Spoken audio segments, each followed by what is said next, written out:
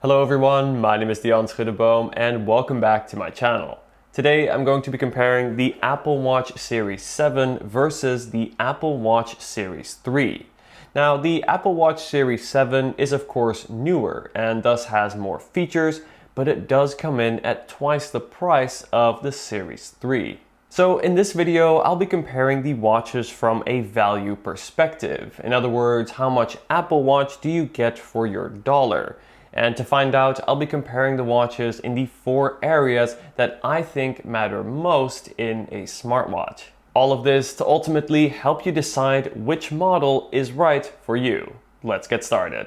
Alright, so to start, I want to briefly compare the prices as well as the different buying options between the two models. So starting off with the Series 3, the Apple Watch Series 3 comes in at $199 and comes as a GPS-only model with an aluminum case. On the other hand, the Apple Watch Series 7 starts at $399 and comes in both a GPS as well as a cellular model. And the cellular model allows for the watch to operate independently from your phone, as it will have its own connection. You can also choose from different build materials. You have the aluminum as well as stainless steel and titanium. I have the aluminum version here. Okay, so with that out of the way, let's get to the first of the 4 big categories, and that is display.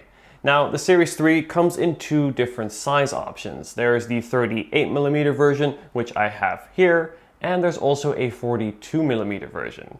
While the Series 7, on the other hand, also comes in 2 sizes, and we have the 41mm version, which I have today, and then we also have a 45mm version. So for both models, I have the smaller versions here to compare. Before I get into the differences, I want to briefly look at the similarities between the 2 displays. And first of all, I am pleased to say that both screens are bright enough to see in any conditions. So no matter how bright or sunny it is outdoors, both screens are readable. Both screens are also clear, have high resolution, and are very detail rich. And lastly, both the Series 3 as well as the Series 7 feature OLED displays. And what this means is there is a lot of contrast between the darker as well as the lighter parts of the screen.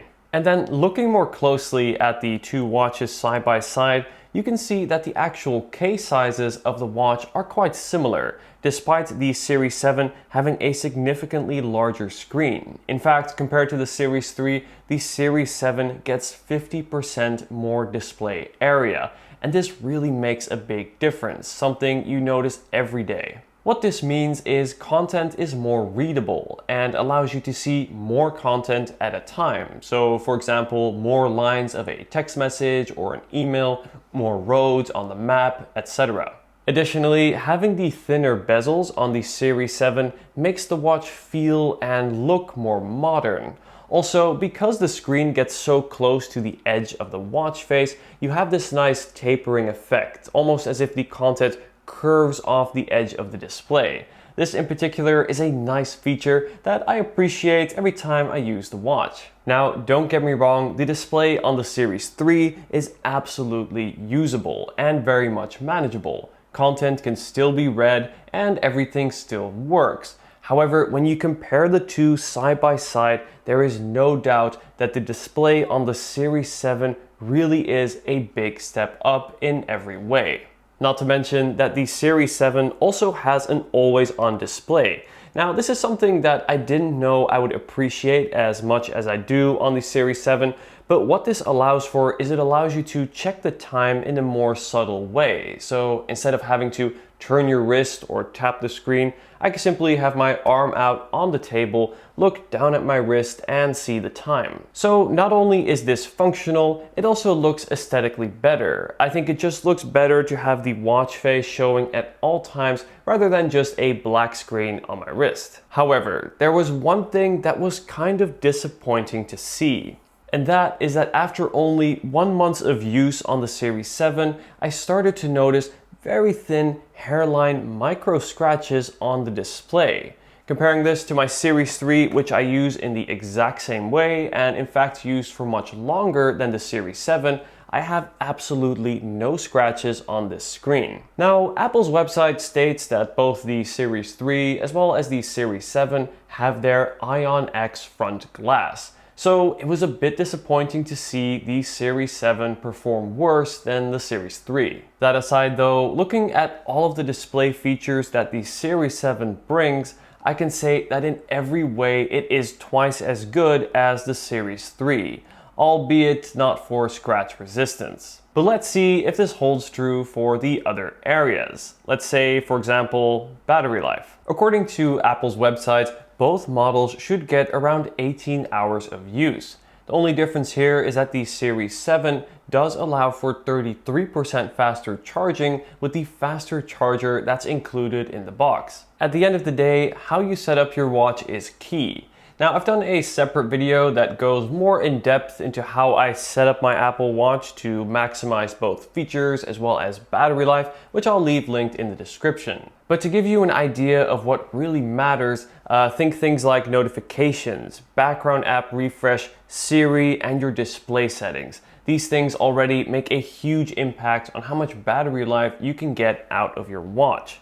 Now, I've set these watches up in the same way, and for me, I can get through a full day with ease with just about 30% remaining at the end of the day. So the battery life on the two is very similar. And this is especially impressive considering that the Series 7 has that always on display, but despite this still performs just as well as the Series 3. So there is no need to worry about the battery life, as they perform basically the same. But what about performance? Starting off with the Series 3. Now, the Series 3, I would say overall keeps up quite well. Whether you are scrolling through apps, opening and closing menus, it performs decently. However, it can stutter occasionally. For example, when switching between open apps, as well as that, apps can sometimes take just a little bit too long to open. Comparing this to the Series 7, I would say that the Series 7 is noticeably faster. Apps stay open for longer in the background, and there is virtually never any lag or slowdown. When it comes to performance, in general, I would say the Series 3 performs quite well. In fact, considering its age, I'm glad to see it's still being supported. On the other hand though, the Series 7 does perform better and is noticeably faster, and you do feel this difference right away. It is also important to consider that the Series 7 has a much newer processor, and what this means is it will receive software updates for significantly longer compared to the Series 3.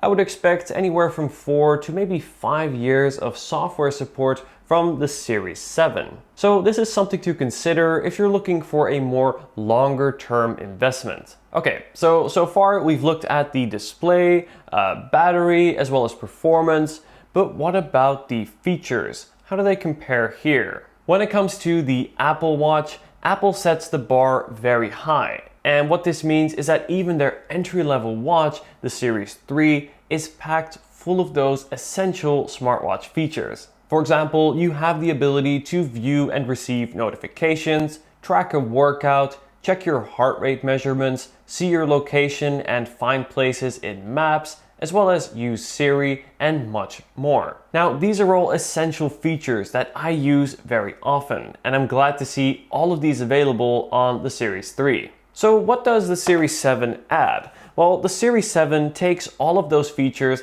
and adds the following. It adds the ability to measure your blood oxygen, take ECG readings, has haptic feedback, fall detection, noise monitoring, and much more. The Series 7 offers many more health-related features. Now, for me, these are not essential, but instead nice to have. Overall, I wouldn't say I use my Series 7 very differently from how I use my Series 3 in terms of features.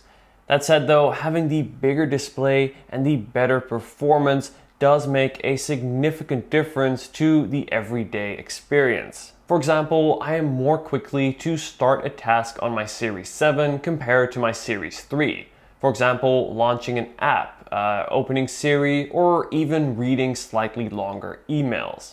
Alright, so at the end of the day, which Apple Watch provides the best value option? For me, the Series 3 was my first Apple Watch, and ultimately let me realize the benefits of having a smartwatch day to day. And of course, also later down the road, led me to upgrading to the Series 7. Good job, Apple. When it comes to the Series 7, it really has it all. And looking at the competition from other brands, it really doesn't even come close.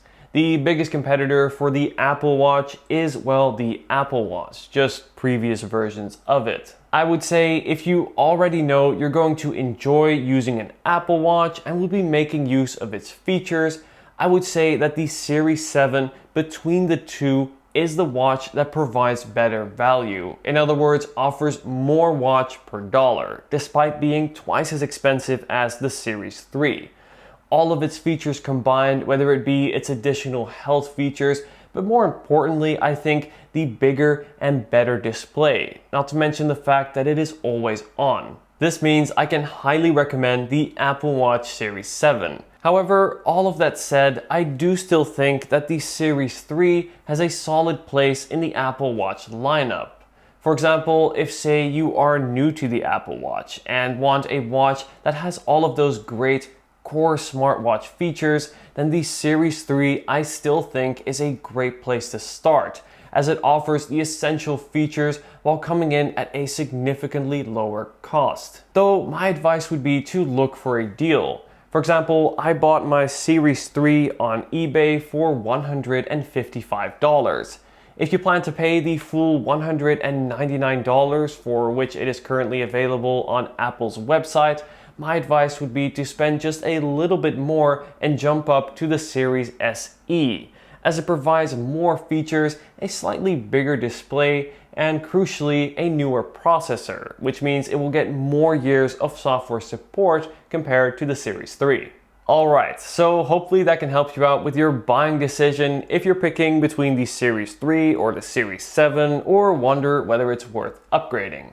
Thank you so much for watching, guys. Let me know if you have any questions, please leave them down below, and be sure to like and subscribe if you enjoyed this video. Thanks for watching, and I'll see you guys in the next video. Take care.